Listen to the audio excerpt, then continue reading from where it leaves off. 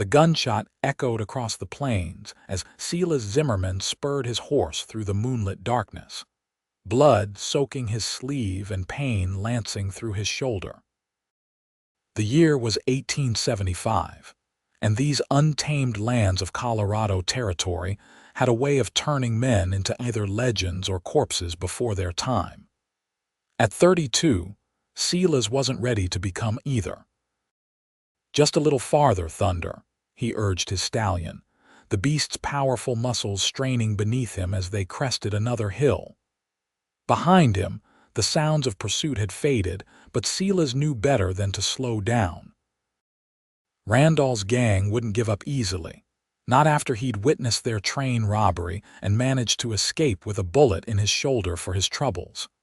The late October wind cut through his clothes, chilling him to the bone.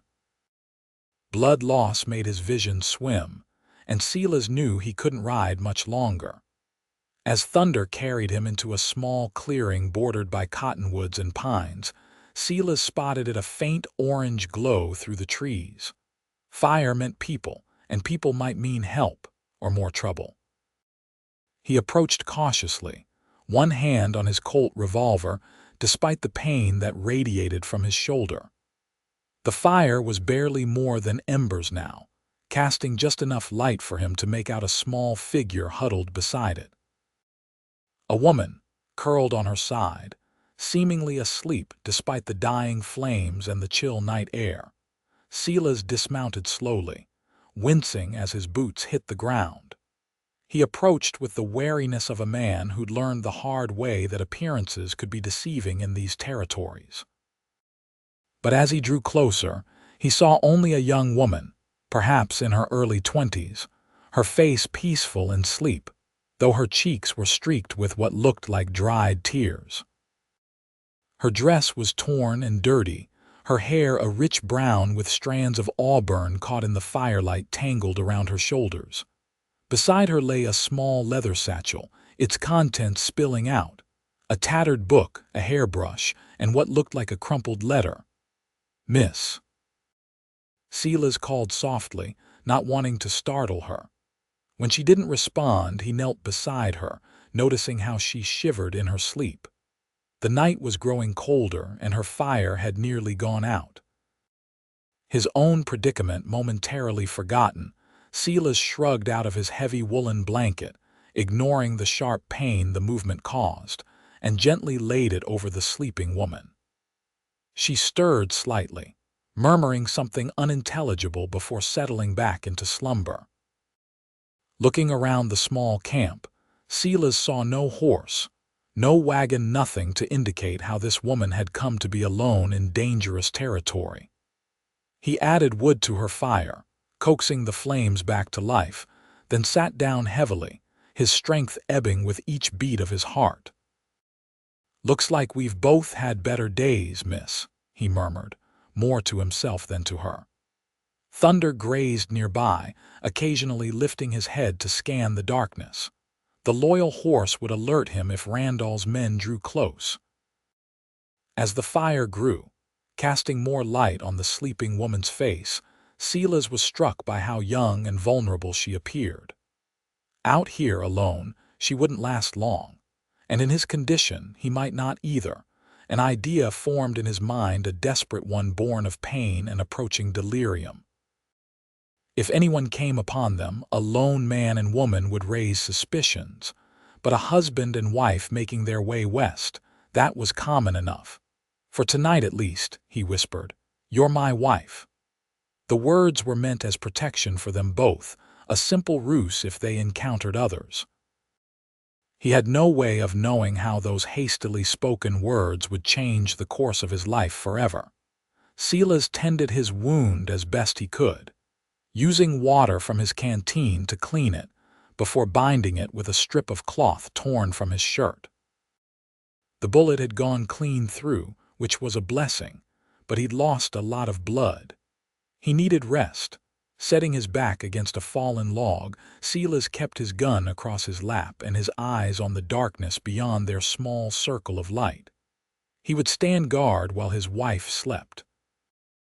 The woman stirred as dawn painted the eastern sky in shades of pink and gold. Silas, who had drifted in and out of consciousness throughout the night, watched as she opened her eyes the color of summer sage, wide and disoriented. She bolted upright when she saw him, clutching his blanket to her chest. "Who?" Her voice cracked and she swallowed hard before trying again. "Who are you?" "Name's Silas Zimmerman," he said, keeping his tone even despite the pain throbbing in his shoulder. "Found you last night beside this dying fire. Thought you might need the blanket more than me." She glanced down at the woolen covering, then back at him, wariness evident in her expression. Then her gaze fell to his bloodied shirt and bandaged shoulder. "You're hurt," she said, her initial fear giving way to concern. "It's nothing," Silas lied, attempting to sit up straighter and immediately regretting it as pain shot through him. "That's not nothing," the woman said firmly, rising to her feet. She approached him cautiously, still clutching the blanket around her shoulders. "Let me see." Silas hesitated, then nodded, too weak to argue. She knelt beside him, gently pulling back the makeshift bandage. Her touch was soft but sure, suggesting she was no stranger to tending wounds. "The bleeding has slowed, but it needs proper cleaning and dressing," she said. "I have some supplies in my bag." As she turned to retrieve her satchel, Silas found his voice. "What's your name, miss? And if you don't mind my asking, what are you doing out here alone?" She paused, her back to him. "Lydia," she said after a moment. "Lydia Lawson." She glanced over her shoulder, and Silas saw a flicker of something, fear perhaps, or sorrow, cross her face. "As for why I'm here, I'm running from something worse than being alone in the wilderness." Silas nodded, understanding all too well the need to flee from one's past. "Well, Miss Lawson, it seems we might be able to help each other. I've got a horse and some supplies, and you've got medical skills I sorely need right now." Lydia returned with a small tin of salve and fresh bandages. "This will help prevent infection," she explained, applying the pungent mixture to his wound with gentle fingers. "But you need a doctor, Mr. Zimmerman." "Silas," he corrected. "And doctors are scarce out here. Besides, I can't risk going to a town just yet. There are men looking for me." Lydia's hand stilled. "Outlaws?" "No, miss. I'm no outlaw," Silas managed a wry smile. "I witnessed something I shouldn't have, a train robbery. The men responsible would prefer I didn't live to tell about it." She finished bandaging his shoulder in silence, her brow furrowed in thought. When she spoke again, her voice was quiet but determined. "I can't go to town either. The man I was promised to, he's not who I thought he was." Her hands trembled slightly. "I fled on the night before our wedding." Silas studied her face, seeing the truth of her fear in her eyes. "Then it seems we both need to keep moving." "But you're injured," Lydia protested. "You shouldn't be traveling." "And you shouldn't be out here alone," Silas countered. "The territories are no place for a woman on her own. There are worse dangers than cold nights and hungry coyotes." Lydia wrapped his blanket more tightly around herself, her expression hardening. "I'm aware of the dangers men pose, Mr. Zimmerman. That's precisely what I'm running from." Silas nodded, respecting her determination. "Then perhaps we can come to an arrangement. We travel together, at least until we reach somewhere safe. I can protect you, and you," he gestured to his bandaged shoulder, "can keep me from bleeding to death." Lydia considered his offer, her gaze moving from Silas to thunder grazing nearby, then to the vast wilderness surrounding them. "I don't have much choice, do I?" "There are always choices, Miss Lawson, but some are better than others." After a moment she nodded. "Very well, Mr. Zimmerman, we travel together, but I want your word that you'll respect my boundaries." "You have it," Silas said solemnly. "And there's one more thing. If we encounter others, it might be safer if they believed we were married. A husband and wife draw less attention and questions than a single man traveling with an unmarried woman." Lydia's eyes widened slightly, but after a moment of consideration, she nodded. I suppose that makes sense. For protection only. For protection only, Silas agreed, relieved she understood. Now, if you'll help me to my feet, Mrs. Zimmerman, we should get moving. Those men could still be searching for me. With Lydia's assistance, Silas rose unsteadily. Together they gathered their meager belongings and doused the fire. Thunder approached at Silas's whistle, and the cowboy couldn't help but notice Lydia's apprehension as she eyed the large stallion. "Have you ridden before?" he asked. "Not since I was a child," she admitted. Silas nodded. "You'll ride in front where I can keep you secure. Thunder's strong enough to carry us both until we can find you a mount of your own." With some effort, Silas helped Lydia onto the horse before mounting behind her. She sat rigidly at first, uncomfortable with their proximity, but as Thunder began to move, she had little choice but to lean back against Silas's chest. "Head north," Silas directed, guiding Thunder through the trees. "There's a trading post about a day's ride from here. We can get supplies and figure out our next move." As they rode, Silas found himself increasingly aware of the woman in his arms. Despite her torn dress and tangled hair, there was a quiet dignity about Lydia Lawson that spoke of good breeding and education, not the typical frontier woman. He wondered what kind of man she had fled from, and what kind of danger he might be inviting by helping her. But as the morning sun warmed their backs, and Thunder's steady gait carried them further from their troubles, Silas couldn't bring himself to regret his decision. For the first time in years, he wasn't riding alone. By midday, the temperature had risen considerably, and Silas's wound had begun to throb with renewed intensity. Sweat beaded on his forehead, and he found himself leaning more heavily against Lydia than he intended. "Mr. Zimmerman." Lydia's voice seemed to come from far away. "Silas, I think we need to stop. You're burning with fever."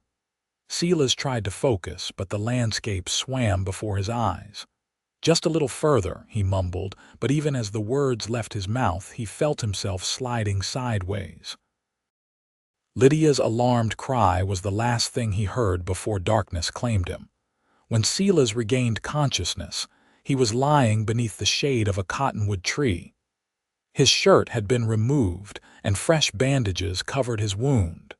Lydia knelt beside a small fire, stirring something in his tin cup. "Welcome back," she said, noticing his open eyes. "You gave me quite a scare." Silas tried to sit up but fell back with a groan. "How long was I out?" "A few hours," Lydia replied, bringing the cup to his lips. "Drink this. It's willow bark tea. It will help with the fever." The bitter liquid made him grimace, but he drank it without complaint. "How did you manage to get me off the horse?" A small smile played at the corners of her mouth. "Thunder is very well trained. He knelt down when you fell, and I was able to drag you here. It wasn't graceful, but it worked." Silas looked at her with new respect. "You're full of surprises, Miss Lawson." "Lydia," she corrected gently. "If we're to be husband and wife in the eyes of others, you should use my given name." "Lydia," Silas repeated, finding he liked the way it felt on his tongue. "Thank you for your help." She nodded, her expression growing serious. "The wound is showing signs of infection. We need to get you to that trading post sooner rather than later." "We'll rest until evening," Silas decided. "Then travel through the night. It's cooler and there's less chance of running into Randall's men." Lydia frowned. "Is that wise in your condition?" "It's necessary," Silas said firmly. "I can rest when we're safe." As the day wore on, Lydia tended to Silas's wound and prepared a simple meal from his provisions. They spoke little, each lost in their own thoughts, but the silence between them was companionable rather than awkward. When Lydia thought Silas was sleeping, she took out the crumpled letter from her satchel and read it again, her face tight with emotion. Silas watched through half-closed eyes as she finally tore it into tiny pieces and cast them into the fire. "Bad news?" he asked softly. Lydia started, then sighed. "A letter from my father, informing me that my betrothal to Charles Blackwell was a business arrangement to save our family from financial ruin." Her voice was bitter. "I was to be sold like cattle to a man 30 years my senior with a reputation for cruelty toward his previous wives." "So you ran," Silas said, understanding dawning. "I ran," Lydia confirmed, "with nothing but a few belongings and the jewelry I could easily carry. I had planned to make it to Denver where my aunt lives, but my horse was stolen while I slept at a way station 2 days ago. I've been on foot since then." Silas's respect for her grew. Most society women would have been utterly helpless in such circumstances. "That explains why I found you alone by that fire." Lydia nodded. "I had hoped to reach the trading post you mentioned, but exhaustion overtook me." She looked at him curiously. "And what about you, Silas Zimmerman? What's your story?" Silas was silent for a moment, considering how much to share. "I was a Union soldier," he finally said. "After the war, I couldn't settle back into normal life. Too many ghosts." He shifted, wincing at the pain in his shoulder. "I've been drifting ever since, working cattle drives, breaking horses, anything that keeps me moving. And the men who shot you. I was camped near the railroad tracks 2 nights ago when I heard the train stop. Thought it strange, so I went to investigate. Saw 5 men robbing the mail car. They saw me too." Silas shrugged his good shoulder. "Been running ever since." "Did you recognize any of them?" Lydia asked. "The leader," Silas nodded. "Nathan Randall. He's wanted in 3 territories. Mean as a rattlesnake and twice as deadly." Lydia paled. "Then we're both being pursued by dangerous men." "Seems that way," Silas agreed. "All the more reason to keep moving." As evening approached, Lydia helped Silas back onto Thunder. His fever had abated somewhat thanks to her care, but he was still weak from blood loss. This time, when Lydia settled in front of him, there was less tension in her posture. They rode through the night, guided by the stars and Silas's knowledge of the terrain. Lydia eventually dozed, her head resting against Silas's good shoulder, and he found himself oddly protective of this brave, determined woman he'd known for less than a day.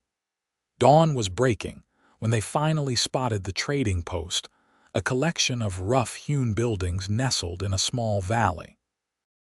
Smoke curled from the chimney of the main structure, signaling that someone was awake despite the early hour. "Remember," Silas murmured as they approached, "we're husband and wife." Lydia nodded, straightening her disheveled appearance as best she could. "Should we have a story prepared?" "Keep it simple," Silas advised. "We're heading to Denver to stay with your aunt after losing our homestead to fire. The less detail, the better." The trading post was run by a grizzled man named Henry Jenkins, who eyed the pair suspiciously as they entered his store. "You two look like you've had a rough time of it," he commented, taking in Silas's obvious injury and their bedraggled appearance. "We've been better," Silas admitted, keeping his arm around Lydia's waist both for support and to maintain their charade. "Lost our homestead to a fire a few days back. Heading to Denver to stay with my wife's aunt until we can get back on our feet." Jenkins nodded, his expression softening slightly. "Sorry to hear that. What can I help you with today?" "Supplies," Silas said. "Food, ammunition, medical supplies, and if possible, a horse for my wife." "Riding double is slowing us down." Jenkins scratched his beard. "Got a mare out back might suit the lady. Not the youngest horse, but gentle and sure-footed. As for the rest, I can set you up." He glanced at Silas's shoulder. "That wound needs proper tending. My wife was a nurse during the war. She could take a look, no extra charge." Silas hesitated, wary of involving others, but Lydia squeezed his hand. "We would appreciate that very much, Mr. Jenkins," she said with a grateful smile.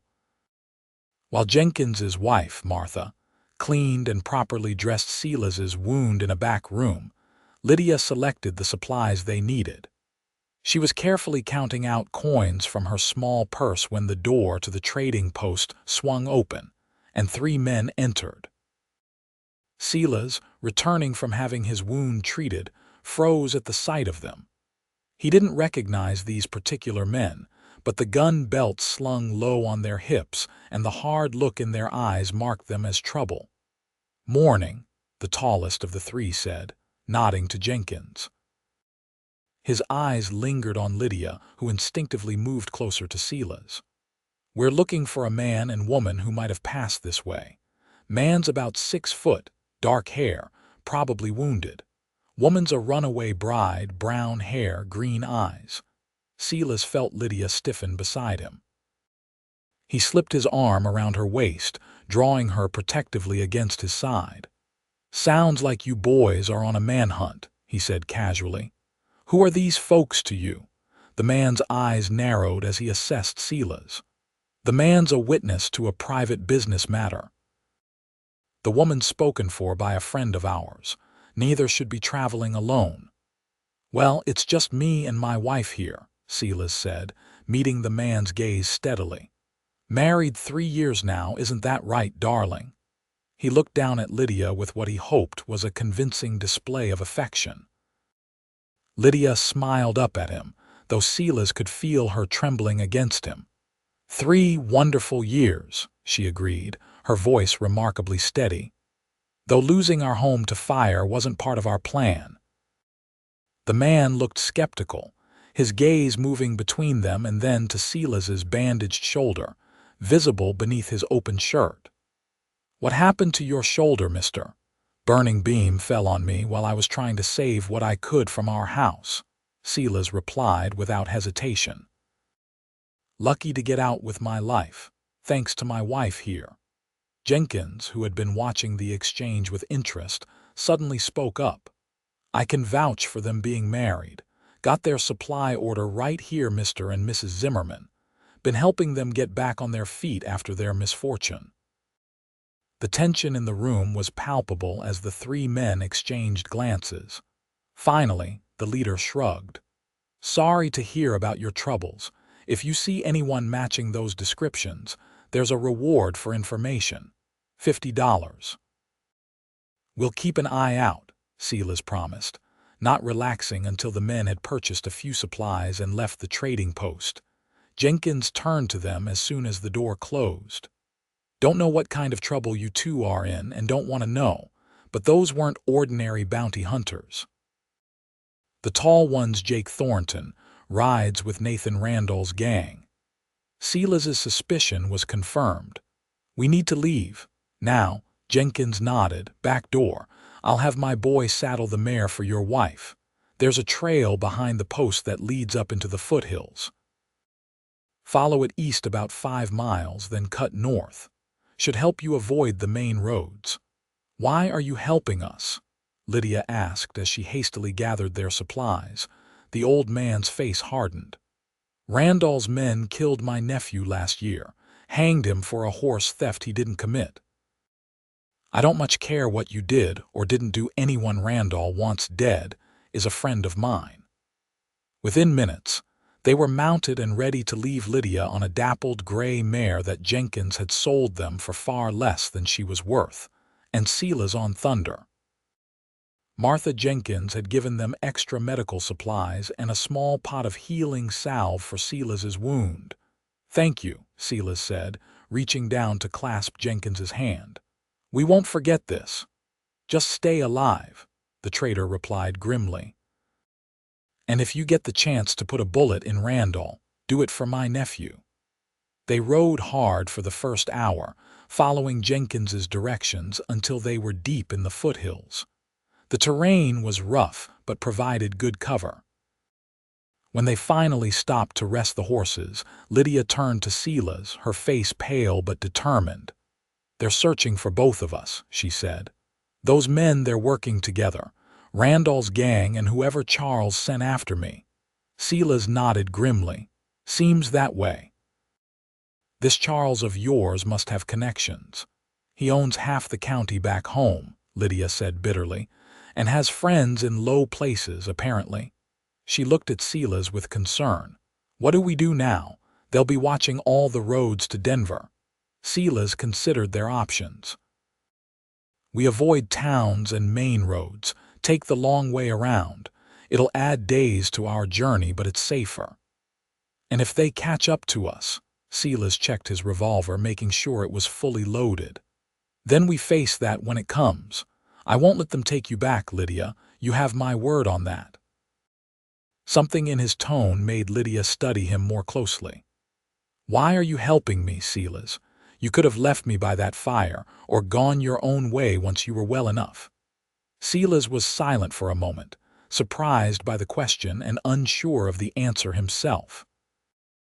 I suppose I know what it's like to be running from something you can't fight alone, he finally said.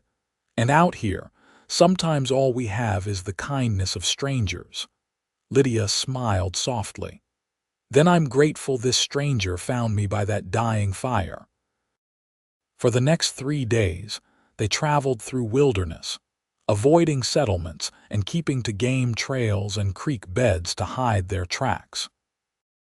Silas's wound began to heal thanks to Martha Jenkins's salve and Lydia's careful tending, though it still pained him, especially after long hours in the saddle.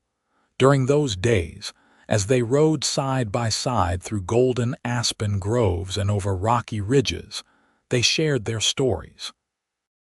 Silas learned that Lydia was the daughter of a once prosperous banker whose gambling habit had left the family destitute. Her betrothal to Charles Blackwell had been arranged without her knowledge until just days before the wedding.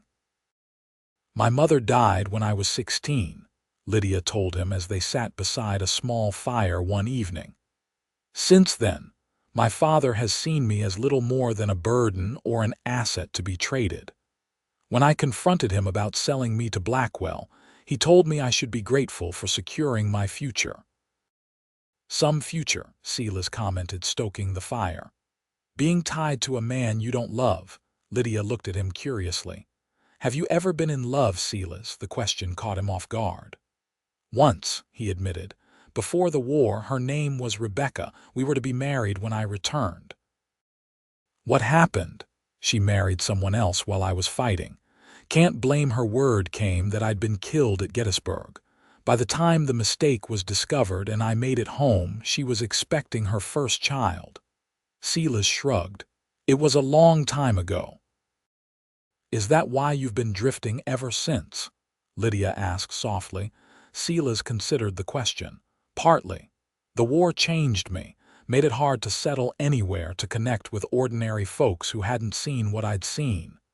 He smiled wryly. Easier to keep moving, to be a stranger everywhere.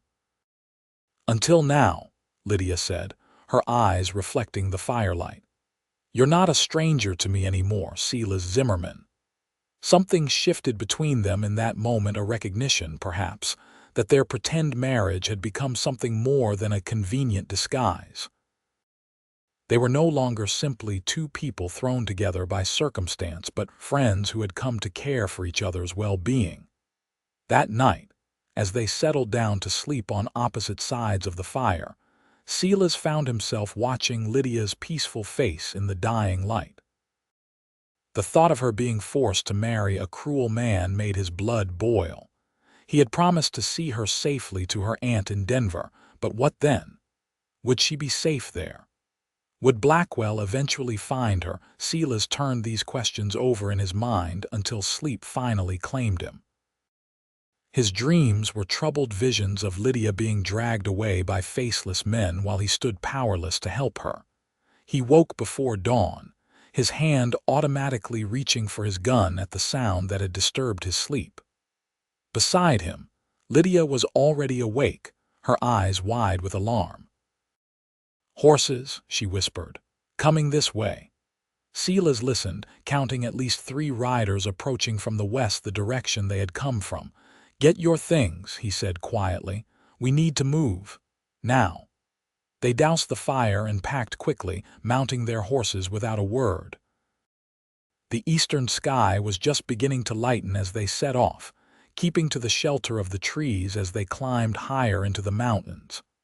"They're tracking us," Silas said grimly when they paused to rest the horses. "Jenkins must have told them which way we went, willingly or otherwise." "What do we do?" Lydia asked, her face pale but composed.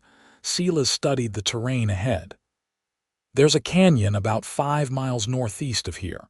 Narrow entrance widens out inside. Good defensive position if it comes to that. We'll head there, lay low until we figure out our next move." They rode hard, pushing their mounts as fast as the rocky terrain would allow. The sound of pursuit grew closer despite their efforts, and Silas knew they wouldn't reach the canyon before their pursuers caught up. "There," he said, pointing to a rocky outcropping that provided some cover. "We make our stand there." They dismounted and secured the horses behind the rocks. Silas checked his revolver and the rifle he'd purchased from Jenkins, then handed Lydia a small Derringer pistol.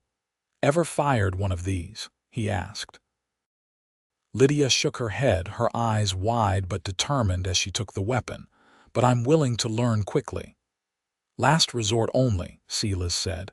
"Stay hidden. If things go badly, take Thunder and ride for the canyon. He knows the way, just give him his head." "I'm not leaving you," Lydia said firmly. Before Silas could argue, 3 riders appeared in the distance, moving steadily toward their position. As they drew closer, Silas recognized Jake Thornton leading the group. The other 2 men were strangers to him, but all 3 were heavily armed. "Zimmerman," Thornton called when they were about 100 yards out. "We know you're there. Come on out and bring the woman. No need for this to get messy." Silas glanced at Lydia, who shook her head vehemently. "We need to talk, Thornton," Silas shouted back. "Just you and me." There was a pause, then Thornton responded. "Throw out your rifle first." Silas hesitated, then nodded to Lydia. "Stay down," he whispered before tossing his rifle onto the open ground in front of their position. With his revolver still holstered, he stepped out from behind the rocks, hands raised to shoulder height. Thornton rode forward, stopping about 20 paces away. "Where's the woman?" "Safe," Silas replied. "And she's staying that way. What's your interest in her, Thornton?" "Since when does Randall's gang do retrieval work for jilted bridegrooms?" Thornton smirked. "Times are changing. Blackwell's offering good money for his bride's return, $500, and Randall wants you silenced before you can testify about what you saw." He shrugged. "Simple business arrangement."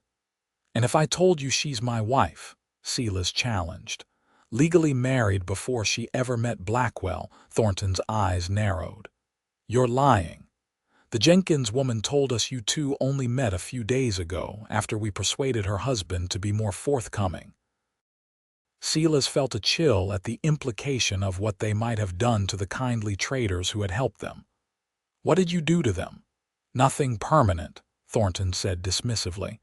"Just convince them that loyalty to strangers isn't worth the pain. Now, where's the woman?" "She's not going back to Blackwell," Silas stated flatly. "And I'm not going anywhere with you, so we seem to be at an impasse." Thornton's hand hovered near his gun. "Not for long. Last chance, Zimmerman. Give us the woman and maybe I'll let you live."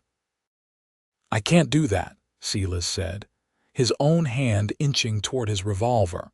What happened next seemed to unfold in slow motion. Thornton went for his gun, but before he could clear leather, a shot rang out, not from Silas, but from behind the rocks where Lydia was hidden. Thornton jerked in the saddle, clutching his arm as blood spread across his sleeve.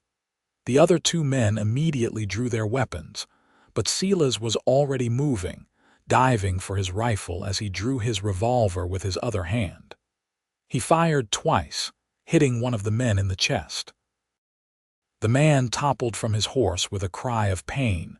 The 3rd rider turned his horse and galloped away, unwilling to face the unexpected resistance. Thornton, wounded but still dangerous, struggled to aim his gun at Silas with his good arm. Before he could fire, another shot cracked from Lydia's position, striking Thornton's horse. The animal reared in pain, throwing its rider to the ground.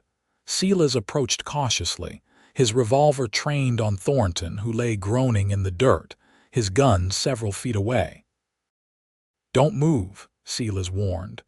Lydia emerged from behind the rocks, the derringer still clutched in her trembling hand. "I thought you said this was a last resort," she said, her voice unsteady. "It was," Silas replied, not taking his eyes off Thornton. "You saved my life." Thornton glared up at them. "You're both dead. Randall will hunt you to the ends of the earth, and Blackwell won't stop until he has his bride." "She's not his bride," Silas said firmly. "She's my wife." The words, spoken in the heat of the moment, hung in the air between them. Lydia looked at Silas with surprise, but there was something else in her expression, too, a warmth that hadn't been there before. "What now?" she asked quietly. Silas considered their options. "We tie him up, leave him for his friend to find, then we keep moving." He glanced at the man Lydia had shot. "Is he dead?" Lydia approached the fallen man cautiously. "No, but he's badly wounded. The bullet hit his shoulder like yours." "Bind his wound," Silas decided. "I won't have his death on our conscience if we can help it." While Lydia tended to the injured man, Silas secured Thornton with rope from their supplies. The outlaw continued to hurl threats and curses until Silas gagged him with a bandana. "Your friend rode west," Silas told him as he finished. "If he comes back for you, fine. If not, someone will find you eventually. Either way, you'll live, which is more than you were planning for us." They gathered the outlaws' weapons and mounted their horses, leaving the two men where they lay. As they rode away, Lydia turned to Silas. "You called me your wife back there." "Force of habit, I suppose," Silas said, feeling strangely embarrassed. "After pretending for days." Lydia studied him for a moment. "Is that all it was? Pretend?" The question caught Silas off guard. He looked at this remarkable woman who had fled an unwanted marriage only to end up fighting for her life alongside a stranger. In the span of a few days, she had tended his wounds, saved his life, and shown more courage than many men he'd known. "I don't know any more," he admitted honestly. "When I found you by that fire and wrapped you in my blanket, calling you my wife was just a convenient story. Now, Lydia prompted when he didn't continue. Silas met her gaze. "Now I find myself wishing it wasn't just a story." Color rose in Lydia's cheeks, but she didn't look away. "I've been promised to a man I didn't choose once already. I won't let that happen again." "I would never presume to make that choice for you," Silas said quietly. "When we reach Denver, you'll be free to do as you wish. I just want you to know that these days with you have meant something to me." Lydia's expression softened. "They've meant something to me too, Silas, more than I expected." They rode in thoughtful silence after that, each contemplating the unexpected feelings that had developed between them. By nightfall, they reached the canyon Silas had mentioned. True to his word, it provided good shelter, a narrow entrance that widened into a sheltered valley with a small stream running through it. "We'll rest here tomorrow," Silas decided as they made camp. "Let the horses recover. After that, we should be able to reach Denver in 2 days if we push hard." "And then?" Lydia asked, arranging her bedroll closer to Silas's than she had on previous nights. "And then you'll be safe with your aunt," Silas said, though the thought brought him less satisfaction than it once would have. "After that, I don't know. Will you continue drifting?" There was a note in her voice that Silas couldn't quite identify, concern, perhaps, or sadness. "I hadn't thought beyond getting you safely to Denver," he admitted. "But now, Lydia asked again, echoing their earlier conversation. Silas looked at her across the fire. Now I'm wondering if it's time to stop running, to find a place to belong. With me. Lydia's question was direct, her gaze steady despite the vulnerability in her voice. If you'll have me, Silas said softly, not as part of some arrangement or convenient story, but because it's what you want. Lydia was quiet for a long moment, the firelight playing across her features. I barely know you, she finally said, and yet I feel as though I've known you all my life. We've faced death together, Silas pointed out. That has a way of stripping away pretenses. So it does, Lydia agreed. She moved around the fire to sit beside him. I don't know what the future holds, Silas, but I know I'm not ready to say goodbye when we reach Denver. Silas took her hand, his calloused fingers gentle against her soft skin. Then we don't say goodbye. We figure it out together, one day at a time. Lydia's smile was like sunrise after a long night. I would like that very much. In that moment, as they sat hand in hand beside the fire, their pretend marriage felt more real than any formal ceremony could have made it. The danger wasn't past. Randall and Blackwell were still threats, but facing that danger together seemed less daunting than facing a future apart. They reached Denver 2 days later, travel worn and weary but alive. Lydia's aunt, Margaret Lawrence, welcomed them with open arms, asking few questions about their bedraggled appearance or the circumstances of their arrival.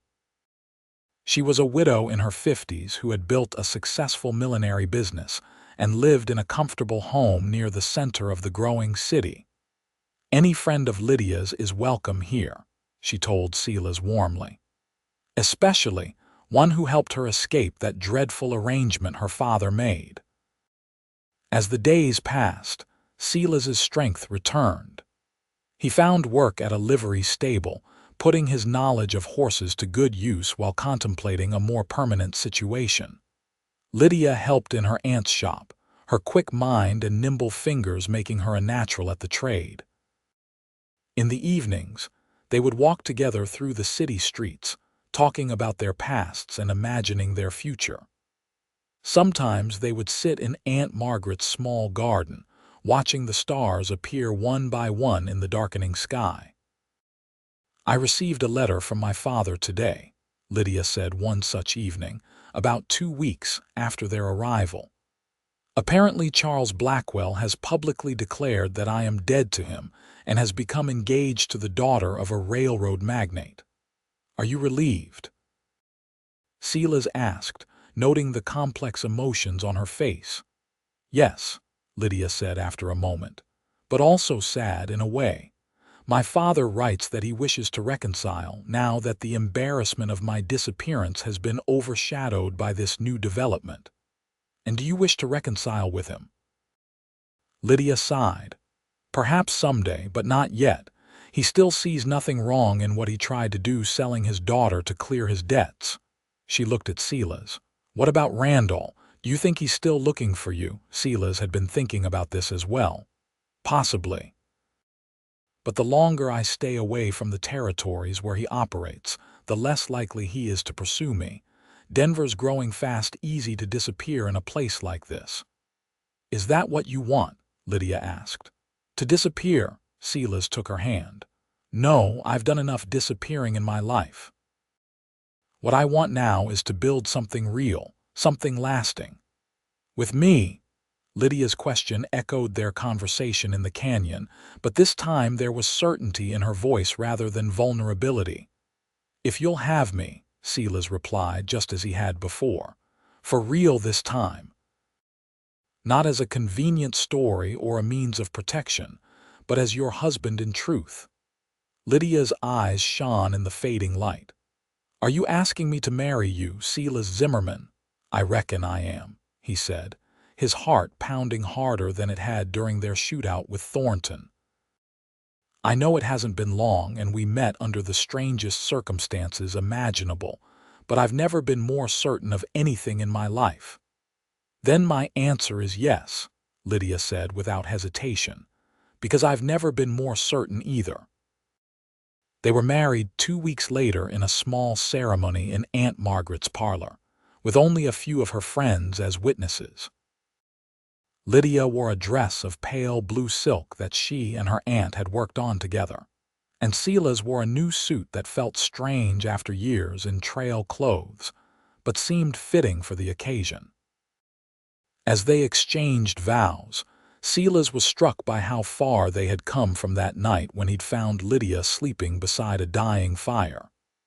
He'd wrapped her in his blanket and called her his wife as a means of protection, never imagining that the pretense would one day become reality.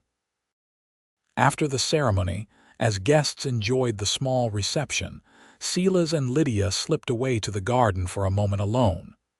"Well, Mrs. Zimmerman," Silas said, the name now carrying the weight of truth rather than deception, "what does the future hold for us?" Lydia smiled up at him, her eyes reflecting the same hope he felt. "Whatever we make of it, Mr. Zimmerman, I was thinking perhaps a small ranch outside the city, somewhere you could raise horses and I could still help Aunt Margaret in the shop when needed." "That sounds perfect," Silas agreed, drawing her into his arms. "A place of our own where we can build a life together. And perhaps a family in time," Lydia added softly. Silas's heart swelled at the thought. "I'd like that very much." As they sealed their agreement with a kiss, Silas knew that his days of drifting were over. He had found his home, not in a place, but in the heart of the woman he had once found sleeping beside a dying fire, the woman he had wrapped in his blanket and called his wife. 1 year later, the small ranch house stood bathed in the golden light of sunset, smoke curling from the chimney against the backdrop of the Rocky Mountains. In the corral nearby, Thunder grazed alongside several other horses, the beginning of the breeding stock that Silas hoped would one day make their ranch prosperous. Inside, Lydia moved about the kitchen, preparing supper while listening to the sound of Silas chopping wood outside. Their first year of marriage had not been without challenges. Building their home, starting the ranch, and establishing their new life had tested them both. But the bond that had formed during their desperate flight had only grown stronger with each passing day. The sound of approaching hoofbeats made Lydia look up from her work. Through the window, she saw Silas set down his axe and move toward the front of the house. Wiping her hands on her apron, she joined him on the porch just as a rider came into view. "Aunt Margaret," Lydia exclaimed in surprise. Her aunt rarely visited the ranch, preferring the comforts of city life to the rustic countryside. Margaret Lawrence dismounted with Silas's assistance, her expression a mixture of concern and determination. "I came as soon as I received the news," she said. "I thought you should hear it from family rather than town gossip." "What news?" Silas asked, his arm instinctively going around Lydia's waist. Margaret took a deep breath. "Nathan Randall was killed in a shootout with lawmen in Wyoming Territory last week. It was in today's newspaper." Silas and Lydia exchanged a glance of disbelief. "Are they certain it was him?" Silas asked. Margaret nodded. "The paper had quite a detailed account. His entire gang was either killed or captured. Jake Thornton was among the dead." A weight that Silas hadn't even realized he was still carrying suddenly lifted from his shoulders. For the past year, he had kept his rifle close and checked the horizon for riders, always half expecting Randall's men to appear. Now, that particular shadow over their lives was gone. "Thank you for bringing this news, Aunt Margaret," Lydia said, hugging the older woman. "Will you stay for supper? And perhaps overnight? It's getting late to ride back to the city." "I'd be delighted," Margaret agreed. "And I have other news as well. Your shop is thriving. The hats you've been designing are the talk of Denver society. I've had requests for more than I can fulfill." As they moved inside, Silas hung back for a moment, watching his wife and her aunt talk animatedly about the millinery business. The simple domestic scene struck him with its precious normalcy, something he had never thought to have in his life again after the war. Later that night, after Margaret had retired to the spare room and the house was quiet, Silas and Lydia stood on the porch, looking up at the star-filled sky. "Does it feel different?" Lydia asked. Knowing Randall is gone, Silas considered the question. "It feels like one less ghost haunting us," he finally said. "One less reason to look over our shoulder." Lydia leaned against him, her head resting on his shoulder. "I have something to tell you," she said quietly. "I've been waiting for the right moment." Something in her tone made Silas's heart skip a beat. He turned to face her, taking both her hands in his. "What is it?" In the silver moonlight, Lydia's smile was radiant. "Come spring, there will be 3 of us living in this house." For a moment, Silas couldn't speak, overwhelmed by the emotions that flooded through him. Then he gathered Lydia in his arms, lifting her off her feet in his joy. "A baby, are you certain?" Lydia laughed, her happiness matching his own. "As certain as can be. Dr. Miller confirmed it yesterday when I was in town." Silas set her down gently, suddenly conscious of her condition. "Are you feeling well? Should you be resting? What can I do?" "I'm perfectly fine," Lydia assured him, amused by his concern. "Women have been having babies since the beginning of time, you know." "Not my wife," Silas pointed out. "Not carrying my child." Lydia's expression softened. She placed her hand against his cheek. "Our child, Silas, the beginning of our family." Silas covered her hand with his own, then placed his other hand gently on her still flat stomach. "Our family," he repeated, the words filling him with wonder. "I never thought I'd have this, Lydia. After the war, after everything, I thought I'd always be alone." "As did I," Lydia admitted. "When I fled my father's house that night, I had no idea where I was going or what would become of me. I certainly never imagined I'd find myself here, with a husband I adore and a child on the way." "Funny how life works out," Silas mused. "If I hadn't witnessed that robbery, if you hadn't run from Blackwell, if I hadn't found you by that dying fire. If you hadn't wrapped me in your blanket and called me your wife," Lydia added with a smile. Silas pulled her close again, marveling at how a desperate ruse had led to such genuine happiness. "Best decision I ever made," he murmured against her hair. As they stood together in the moonlight, the future stretching before them bright with promise, Silas thought about the journey that had brought them to this moment. From a dying fire to a thriving home, from strangers to family, their story had only just begun. And as he held his wife in his arms, the knowledge of their child growing within her, Silas knew with absolute certainty that he had finally found what he had been searching for since the war ended. Not just a place to belong, but a reason to stay. Not just a woman to love, but a family to cherish. For a man who had spent years drifting, never putting down roots, never allowing himself to form attachments that would make leaving difficult, this sense of permanence was the greatest gift he could imagine.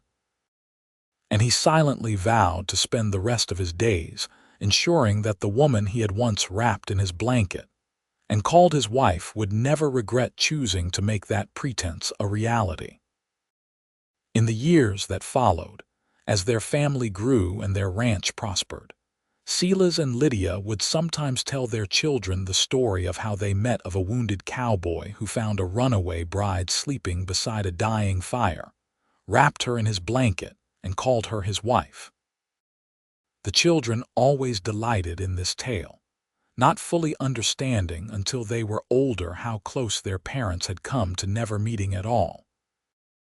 And on cold winter nights, when the family gathered around their own hearth, Lydia would sometimes catch Silas watching the flames with a distant look in his eyes, as if remembering that first fire that had brought them together.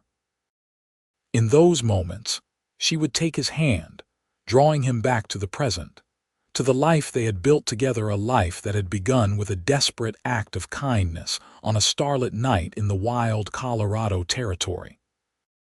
A life that had begun when a lone cowboy found a woman sleeping beside a dying fire, wrapped her in his blanket, and called her his wife.